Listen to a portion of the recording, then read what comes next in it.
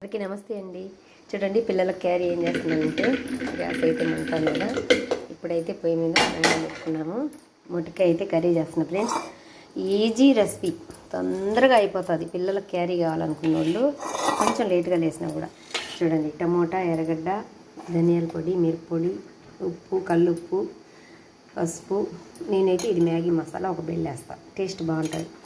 చింతపండు పులుసు తీసి పెట్టుకున్న ఫ్రెండ్స్.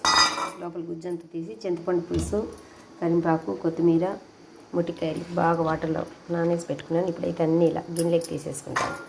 చాలా తొందరగా అయిపోతుంది ఫ్రెండ్స్ ఈ కూర. చూడండి ఎలా చేస్తానో, టేస్ట్ కూడా సూపర్గా ఉంటుంది. తొందరగా పిల్లలకు చేయాలనుకున్న వాళ్ళు చేసేయచ్చు. అన్నీ కడుక్కొని పక్కన పెట్టేసుకున్నాను. ఇప్పుడైతే పెనం కూడా వేడెక్కింది. ఆయిల్ అయితే కదా, ఆయిల్ అయితే బాగా వేడెక్కింది. ఇప్పుడు ఒక స్పూన్ ఆవాలు, అలాగే కొంచెం జీలకర్ర, కట్ చేసి ఎండుమిర్చి చిట్టపడిన తర్వాత కట్ చేసి పెట్టుకున్న టమోటా, ఎర్రగడ్డ.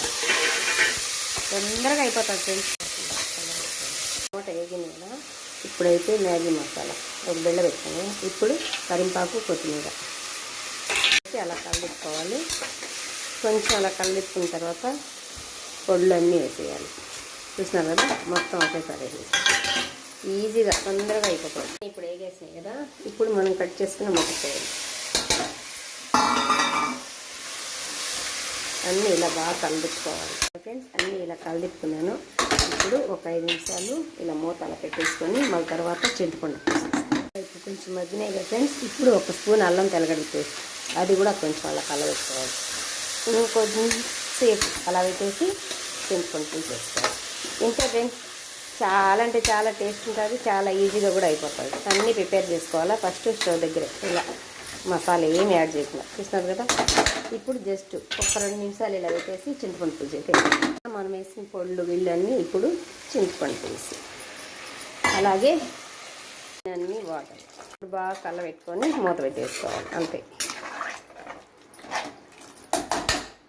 ఇప్పుడైతే మూత పెట్టేసిన ఫ్రెండ్స్ 3 ఇజలు రానిస్తాను. 3 ఇజలకి అయితే కూర రెడీ అయిపోతుంది. ఓకేనా. చూడండి ఫ్రెండ్స్, ఫైనల్గా అయితే కూర అయిపోయింది. ఇప్పుడైతే కొంచెం కొత్తిమీర అలా వేసుకొని దించేసుకోవడమే. కొంచెం ఉప్పు కూడా తక్కువైంది ఫ్రెండ్స్, నేను కొంచెం వేస్తాను కసం అవుతుందని. మీరు కూడా కూర అయిన తర్వాత నేను కొంచెం అయితే ఉప్పు వేస్తాను, అంతే. ఇంకేం లేదు. కలబెట్టుకొని దించేయడం. చూడండి చక్కగా ఎలా వచ్చేసిందో. తొందరగా కూడా అయిపోయింది ఫ్రెండ్స్. ఈజీగా అయిపోతుంది. మీరు కూడా తప్పకుండా పిల్లల క్యారీకి అయితే రెడీ చేయండి. దించేసినాను. ఓకేనా. నచ్చితే లైక్ చేయండి. కొత్తగా చూసేవాళ్ళు అయితే సబ్స్క్రైబ్